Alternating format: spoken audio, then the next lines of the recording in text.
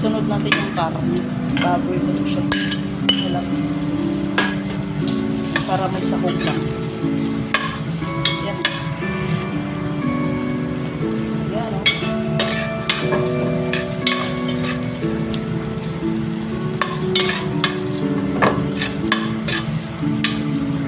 Brown na natin bago siya lagay yung gulay.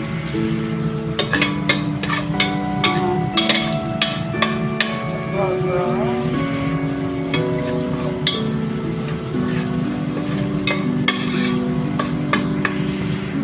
Tsaka ilagay natin yung ating mga gulay. Ayan ang gulay natin.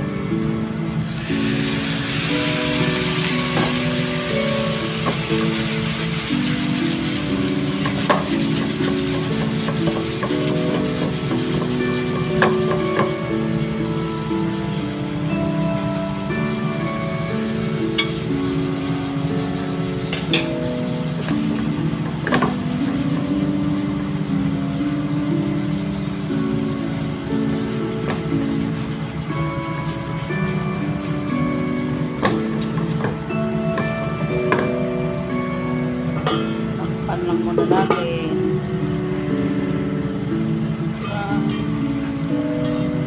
Ito guys, hindi natin kailangan lagyan ng tubig kasi yung gamit natin na kawali, yung salad master, nagkukusa na yan siya magsabaw. Kaya yan, malapit na siya maluto. Lagyan ko lang siya ng konting asin.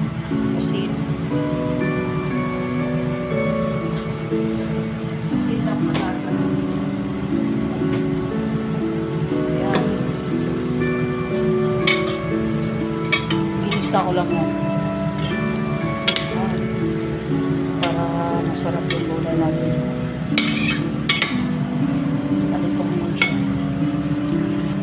Ayan na. Balik ko na siya. Luto na siya guys. Sasabaw kasi siya ng pusa.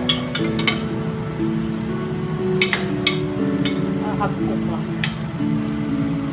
Yan. Na